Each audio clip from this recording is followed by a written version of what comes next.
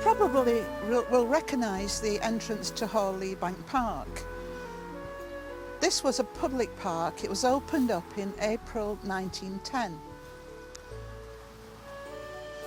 If we look to the right, you'll see the tunnel that many of us went through when we were kids to the other side, and the other side we called the bonk. I'm going to go a little bit further into the park. It's a lovely autumnal day, so I'm enjoying this walk.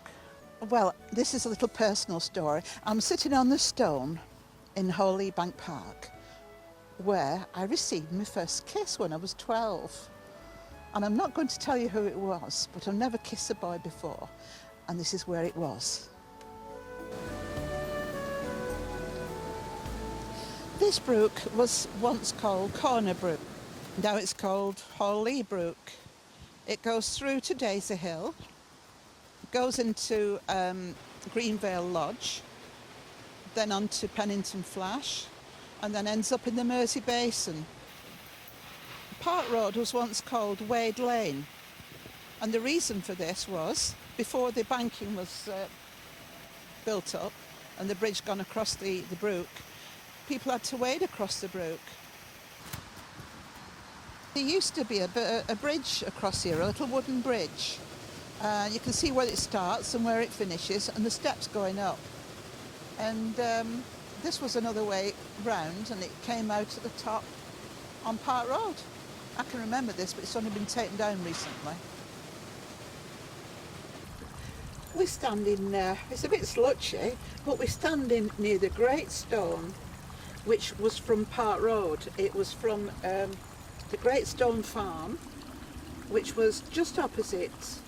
It was on the left-hand side as you go up to Checkerbent, just opposite the Platt Lane. And they must have wanted to preserve this old stone, so they must have rolled it all the way down Park Road and all the way through the park for it to be for posterity. This is the wishing well. Have you got a penny, Ted, to make a wish? Well, this is what we used to do. We used to throw all our pennies and make a wish. Mine came true quite a lot, especially the one about being kissed by that 12-year-old boy. No. This used to be the rose garden, a formal garden, very well tended. It's still a nice place to be on a nice autumn day.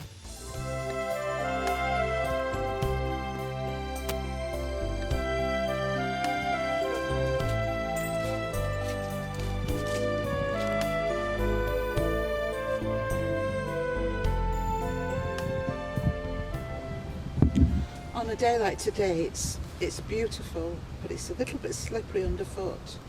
But this is a wonderful path. It's just after the rose garden, and it turns off left. And there are some lovely diagonal set stones, and this leads up to Kiln Cottage, where Old Mary and Daniel Hayes lived. I'm sitting in Mary's cottage now. I'm sure it would have been more comfortable had she been here, but she was around in the 1860s and 70s, and this was a little cottage, called Kiln Cottage, after the brick kiln which must have been nearby.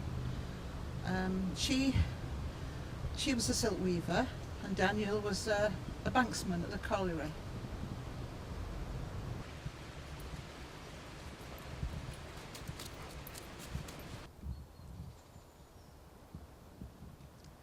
This was a famous monkey puzzle tree, and it's been here for as long as I can remember, and that's quite a long time.